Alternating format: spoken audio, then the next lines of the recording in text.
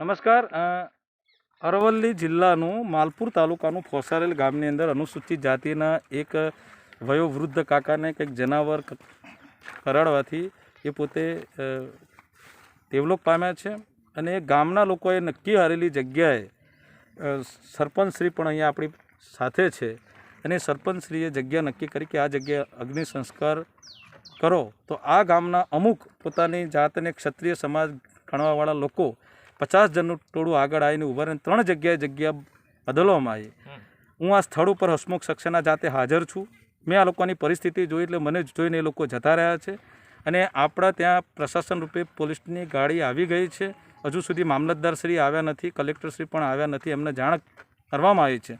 પણ પરિસ્થિતિ તમે જોઈ શકો છો કે સવારના લોકોએ કંઈ જમ્યા નથી, પાણી નથી પીધું, કે કોઈ ભાઈનો બાપ કે મામ એક્સપાયર થઈ જાય, મરી જાય, તેમની શું વેદના હોય દરેક લોકો એમની વેદના સમજી શકે છે. આપણી જોડે અહીંના ડેપ્યુટી સરપંચશ્રી છે, એ આપણી સાથે વાતચીત કરશે. આપણું નામ અને બે જણાવો. હાજી સાહેબ, હું ડેપ્યુટી સરપંચ છું. સવારના અમે ગામ લોકો ભેગા થઈને સ્મશાન નક્કી કર્યું કે આ જગ્યાએ સ્મશાન ગૃહ આપણે બનાવવાનું છે અને તમે તો સ્મશાનની વિધિ કરી દો, બરાબર. પણ તેઓ આગળ મૂક્યા પછી અહીંના દરબાર આવ્યા ને કે અમારી માલિકી જમીન છે ને અહીંયા આગળ તમારે આ વિધિ કરવા દઈશું નહીં. તેઓથી લાકડો લઈને અહીં નાખ્યા, તો અહીંથી પાછા બીજી જગ્યાએ છે અને જૂનું સ્મશાન હતું તો આ રસ્તામાં બોલેરો ગાડી મૂકી દીધેલી છે. તો અમારે સવારના 8 વાગ્યાના અહીંયા બેસી રહ્યા છે.